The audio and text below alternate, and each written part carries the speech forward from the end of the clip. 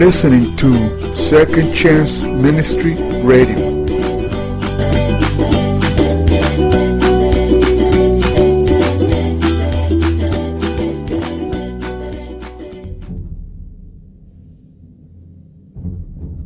Chapter 26.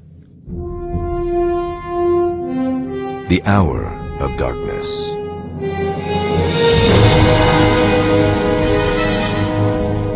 On the first day of the festival of unleavened bread, when it was customary to sacrifice the Passover lamb, Jesus' disciples asked him, "Where do you want us to go and make preparations for you to eat the Passover?" So he sent two of his disciples, telling them, "Go into the city, and a man carrying a jar of water will meet you. Follow him. Say to the owner of the house," he enters, "The teacher asks, 'Where is my guest room, where I may eat the Passover with my disciples?' He will show you a large room upstairs, furnished and ready. Make preparations for us there." The disciples left, went into the city, and found things just as Jesus had told them. So they prepared the Passover. When evening came, Jesus arrived with the 12. Jesus knew that the hour had come for him to leave this world and go to the Father.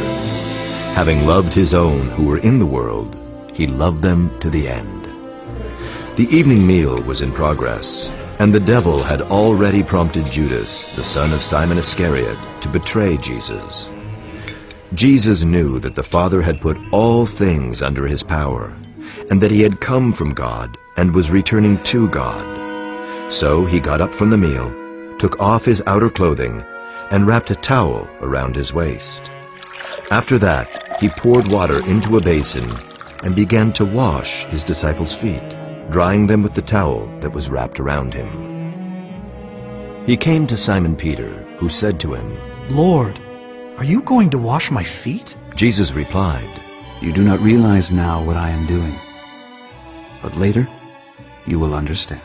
"No," said Peter. "you shall never wash my feet." Jesus answered, "Unless I wash you, you have no part with me." "Then, Lord, Simon Peter replied, not just my feet, but my hands and my head as well." Jesus answered, Those who have had a bath need only to wash their feet. Their whole body is clean. And you are clean, though not every one of you. For he knew who was going to betray him, and that was why he said not everyone was clean. When he had finished washing their feet, he put on his clothes and returned to his place. "Do you understand what I have done for you?" He asked them. "You call me teacher and Lord, and rightly so, for that is what I am. Now that I, your Lord and teacher, have washed your feet, you also should wash one another's feet. I have set you an example that you should do as I have done for you. Very truly I tell you, no servant is greater than his master, nor is a messenger greater than the one who sent him. Now that you know these things, you will be blessed if you do them." Jesus was troubled in spirit and testified, "Very truly I tell you, one of you is going to betray me." His disciples stared at one another, at a loss to know which of them he meant. One of them, the disciple whom Jesus loved, was reclining next to him. Simon Peter motioned to this disciple and said, "Ask him which one he means." Leaning back against Jesus, he asked him, Lord, who is it? Jesus answered, "It is the one to whom I will give this piece of bread when I have dipped it in the dish." Then, dipping the piece of bread, he gave it to Judas, the son of Simon Iscariot. As soon as Judas took the bread, Satan entered into him. So Jesus told him, "What you are about to do quickly." But no one at the meal understood why Jesus said this to him. Since Judas had charge of the money, some thought Jesus was telling him to buy what was needed for the festival, or to give something to the poor. As soon as Judas had taken the bread, he went out, and it was night.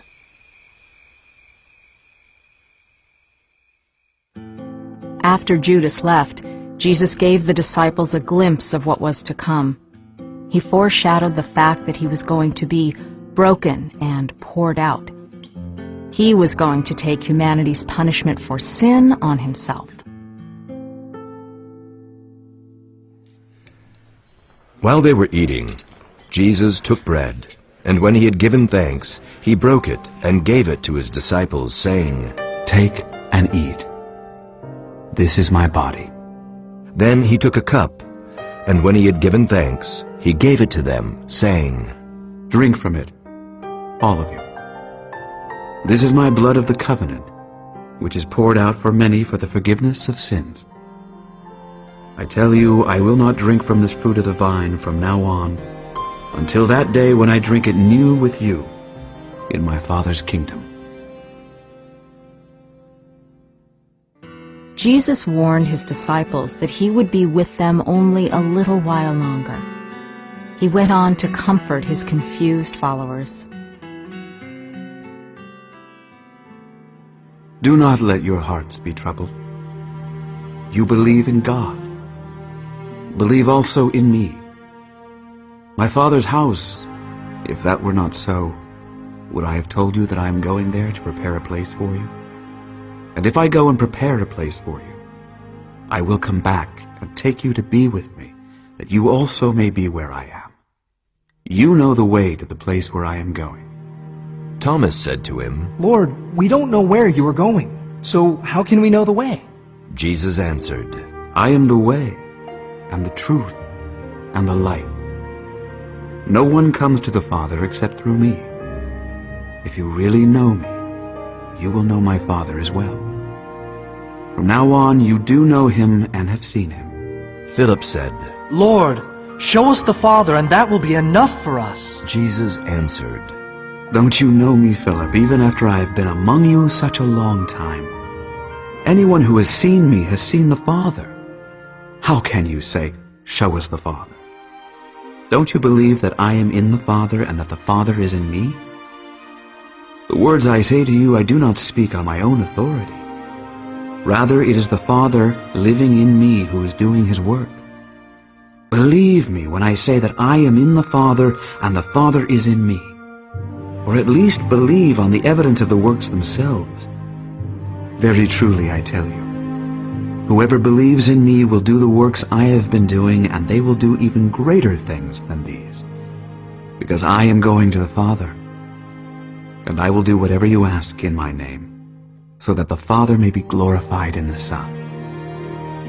You may ask me for anything in my name, and I will do it. If you love me, keep my commands.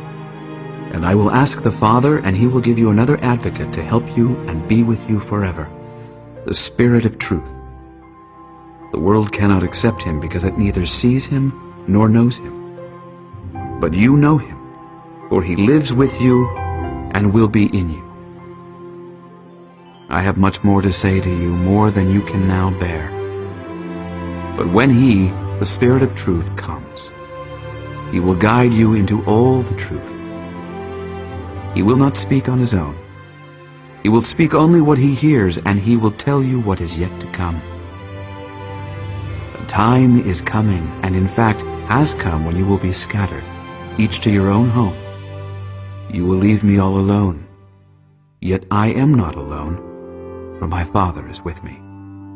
I have told you these things, so that in me you may have peace. In this world you will have trouble, but take heart. I have overcome the world. After Jesus said this, he looked toward heaven and prayed, Father, the hour has come. Glorify your Son, that your Son may glorify you. For you granted him authority over all people, that he might give eternal life to all those you have given him. Now this is eternal life, that they know you, the only true God, and Jesus Christ, whom you have sent. I have brought you glory on earth by finishing the work you gave me to do. And now, Father, glorify me in your presence with the glory I had with you before the world began. Father, I want those you have given me to be with me where I am, the glory you have given me because you loved me before the creation of the world. Righteous Father, though the world does not know you, I know you. and they know that you have sent me. I have made you known to them, and will continue to make you known in order that the love you have for me may be in them, and that I myself may be in them. When they had sung a hymn, they went out to the Mount of Olives. Perhaps they sang a hymn from Psalms 115 through 118, the traditional psalm sung as part of the Passover meal. The Lord is gracious and righteous. Our God is full of compassion. Give thanks to the Lord, for he is good. His love endures forever. Blessed is he who comes in the name of the Lord. What were the disciples thinking and feeling as they followed Jesus to the Mount of Olives? They had probably gone to this place with him many times before for prayer and conversation. But now shadows too dark for them to comprehend were beginning to fall on their hopes and dreams. Then Jesus told them, This very night you will all fall away on account of me. For it is written, I will strike the shepherd, and the sheep of the flock will be scattered. But after I have risen, I will go ahead of you into Galilee. Peter replied, Even if all fall away on account of you, I never will. Truly, I tell you, Jesus answered, this very night, before the rooster crows, you will disown me 3 times. But Peter declared, Even if I have to die with you, I will never disown you. and all the other disciples said the same. Then Jesus went with his disciples to a place called Gethsemane, and he said to them, Sit here, while I go over there and pray. He took Peter and the 2 sons of Zebedee along with him, and he began to be sorrowful and troubled. Then he said to them, My soul is overwhelmed with sorrow to the point of death. Stay here and keep watch with me. Going a little farther, he fell with his face to the ground and prayed, My Father, if it is possible, may this cup be taken from me. Yet not as I will, but as you will. Then he returned to his disciples and found them sleeping. Couldn't you men keep watch with me for 1 hour? He asked Peter. Watch and pray so that you will not fall into temptation. The spirit is willing, but the flesh is weak. He went away a second time and prayed, My Father, if it is not possible for this cup to be taken away unless I drink it, may your will be done. An angel from heaven appeared to him and strengthened him. And being in anguish, he prayed more earnestly, and his sweat was like drops of blood falling to the ground. When he came back, he again found them sleeping, because their eyes were heavy. So he left them, and went away once more, and prayed the 3rd time, saying the same thing. Then he returned to the disciples, and said to them, Are you still sleeping and resting? Look, the hour has come, and the Son of Man is delivered into the hands of sinners. Rise, let us go. Here comes my betrayer.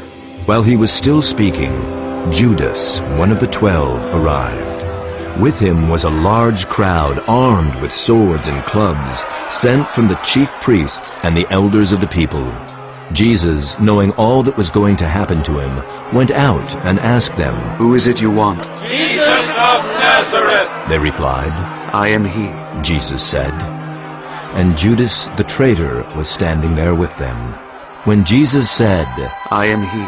they drew back and fell to the ground. Again he asked them, Who is it you want? Jesus of Nazareth! They said.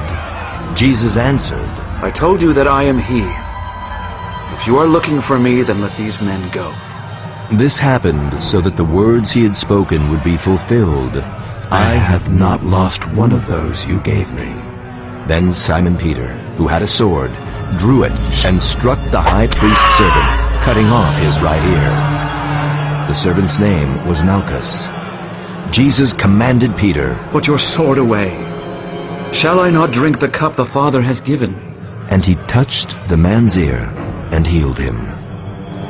Then Jesus said to the chief priests, the officers of the temple guard, and the elders who had come for him, Am I leading a rebellion that you have come with swords and clubs? Every day I was with you in the temple courts, and you did not lay a hand on me. But this is your hour, when darkness reigns.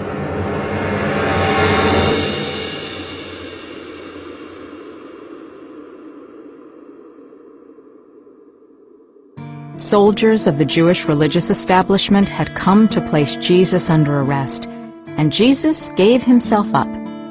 He could topple his foes with a word. He had the power to call on vast armies of angels to rescue him. But instead, he surrendered. The disciples knew something very bad was happening, and they ran away to save their own skins. Jesus was left alone with his captors. Those who had arrested Jesus took him to Caiaphas, the high priest, where the teachers of the law and the elders had assembled. But Peter followed him at a distance, right up to the courtyard of the high priest. He entered and sat down with the guards to see the outcome. The chief priests and the whole Sanhedrin were looking for false evidence against Jesus so that they could put him to death. But they did not find any, though many false witnesses came forward. Finally, 2 came forward and declared, This fellow said, I am able to destroy the temple of God and rebuild it in 3 days. Then the high priest stood up and said to Jesus, Are you not going to answer? What is this testimony that these men are bringing against you? But Jesus remained silent. The high priest said to him, I charge you under oath by the living God. Tell us if you are the Messiah, the Son of God. You have said so. Jesus replied. But I say to all of you, from now on you will see the Son of Man sitting at the right hand of the Mighty One and coming on the clouds of heaven. Then the high priest tore his clothes and said, He has spoken blasphemy. Why do we need any more witnesses? Look, now you have heard the blasphemy. What do you think? He is worthy of death! They answered. Then they spit in his face and struck him with their fists. Others slapped him and said, Prophesy to us, Messiah. Who hit you? Peter was not the timid sort. His normal reaction to trouble was to wrestle it to the ground, not to run from it. Quite naturally, then, he was the one to follow the soldiers back to the high priest's house and wait for the outcome. Maybe he was dreaming up Plan B when a few people took him by surprise. And when some there had kindled a fire in the middle of the courtyard and had sat down together, Peter sat down with them. A servant girl saw him seated there in the firelight. She looked closely at him and said, This man was with him. But he denied it. Woman, I don't know him. He said. A little later, someone else saw him and said, You also are one of them. Man, I am not. Peter replied. About an hour later, another asserted, With him, for he is a Galilean. Peter replied, Man, I don't know what you're talking about. Just as he was speaking, the rooster crowed. The Lord turned and looked straight at Peter. Then Peter remembered the word the Lord had spoken to him. Before the rooster crows today, you will disown me 3 times. And he went outside and wept bitterly. Early in the morning, all the chief priests and the elders of the people made their plans how to have Jesus executed. So they bound him, led him away, and handed him over to Pilate the governor. When Judas, who had betrayed him, saw that Jesus was condemned, he was seized with remorse and returned the 30 pieces of silver to the chief priests and the elders. I have sinned, He said. for I have betrayed innocent blood. What is that to us? They replied. That's your responsibility. So Judas threw the money into the temple and left. Then he went away and hanged himself. The Jewish leaders brought Jesus to Pilate, who had governed the region of Judea for Rome for 4 years. Historical records reveal that he was no friend of the Jews. He frequently ordered soldiers to beat and kill Jewish protesters, and he had no compunction about offending Jewish leaders by placing symbols of pagan Roman worship in Jerusalem. On this Friday morning of Passover week, the Jewish leaders asked him to judge Jesus as a subversive threat. Now Pilate was caught. If he refused to condemn Jesus, Jewish accusers would portray him as no friend of Caesar, a very dangerous public image. If he agreed to crucify Jesus, he'd be acting against his own judicial instincts and, perhaps worse, caving in to those he despised. He needed to question this prisoner himself. Pilate then went back inside the palace, summoned Jesus, and asked him, "Are you the king of the Jews?" Is that your own idea? Jesus asked. Or did others talk to you about me? "Am I a Jew?" Pilate replied. "Your own people and chief priests handed you over to me. What is it you have done?"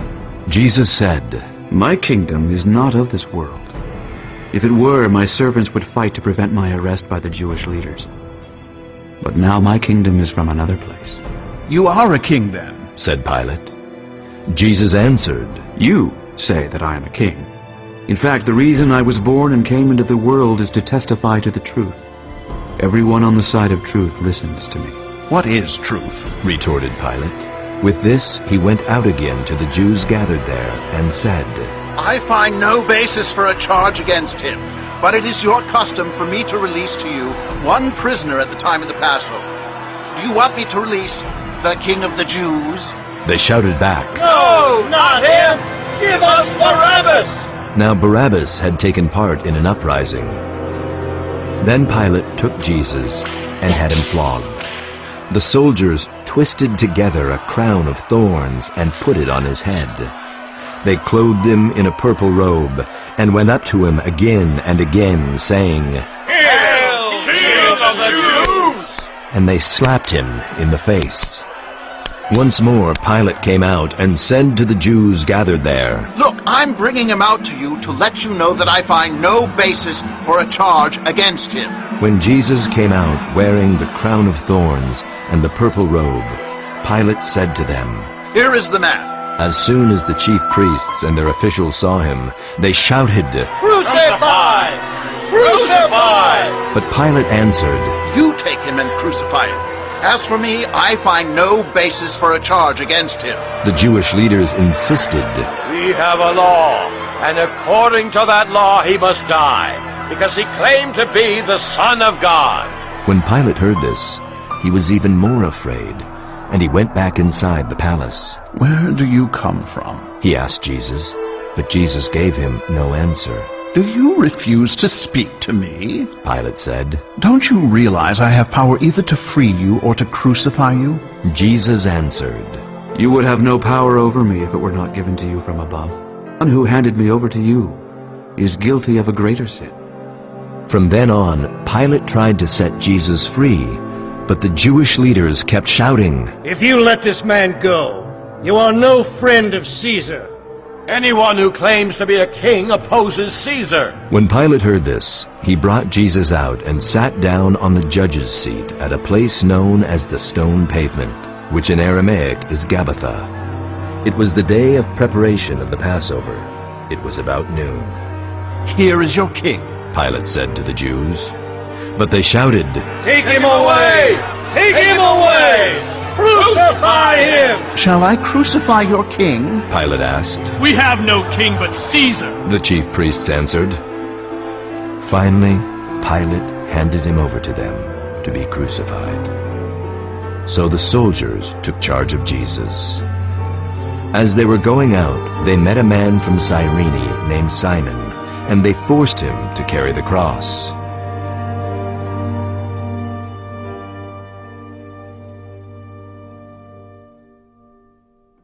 Roman crucifixion was a cruel punishment. Nailed to a wooden cross by wrists and feet, it was an excruciating, slow, and very public way to die. The victim's groaning became a morning's entertainment for onlookers. Seeing the horrors of crucifixion was an effective deterrent for wrongdoers. For Jesus' death was undeserved. As he gave his life, he looked beyond it to God's bigger story of salvation that was being played out through his life and death.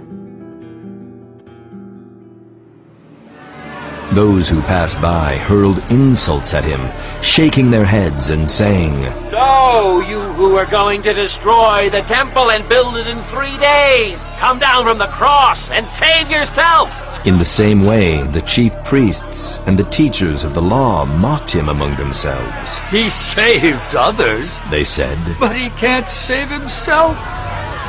Let this Messiah, this King of Israel, come down now from the cross, that we may see and believe. 2 other men, both criminals, were also led out with him to be executed. When they came to the place called the Skull, they crucified him there, along with the criminals, one on his right, the other on his left. Jesus said, Father, forgive them, for they do not know what they are doing. And they divided up his clothes by casting lots. The people stood watching, and the rulers even sneered at him. They said, He saved others. Let him save himself if he is God's Messiah, the chosen one.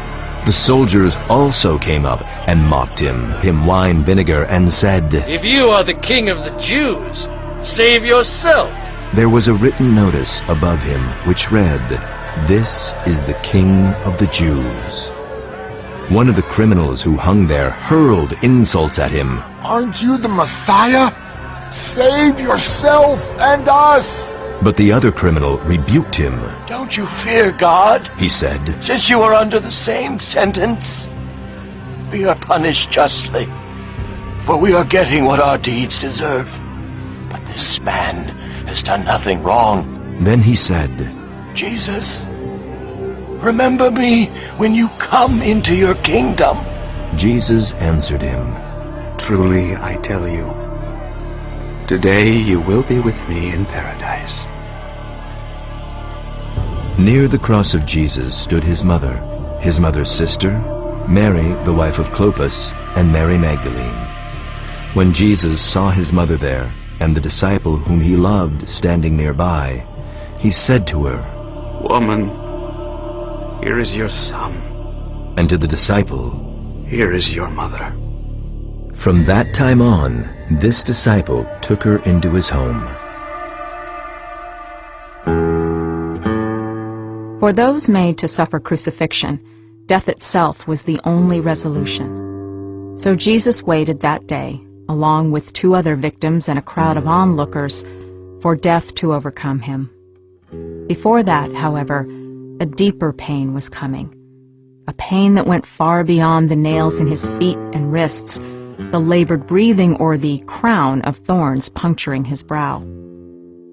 God poured out humanity's rightful punishment for sin upon his Son, and even the physical elements trembled.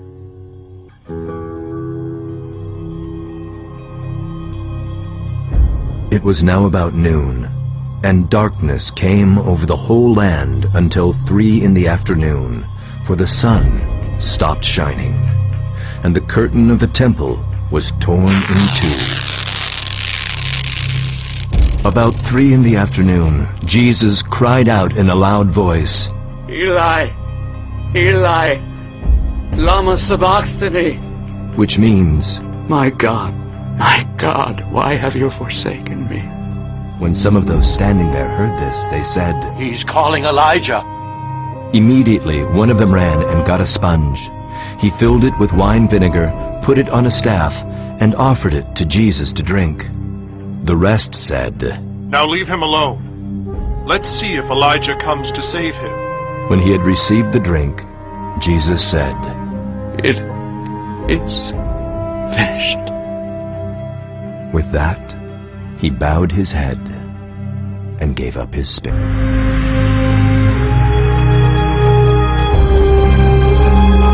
At that moment, the curtain of the temple was torn in 2 from top to bottom. The earth shook, the rocks split, and the tombs broke open. The bodies of many holy people who had died were raised to life. They came out of the tombs after Jesus' resurrection and went into the holy city and appeared to many people. When the centurion and those with him who were guarding Jesus saw the earthquake and all that had happened, they were terrified and exclaimed, Surely he was the Son of God.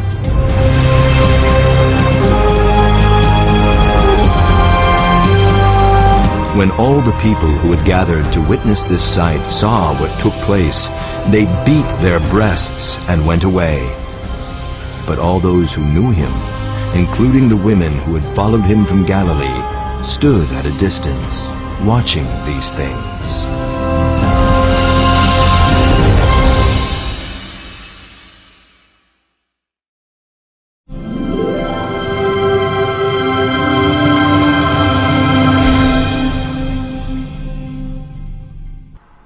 You are listening to Second Chance Ministry Radio.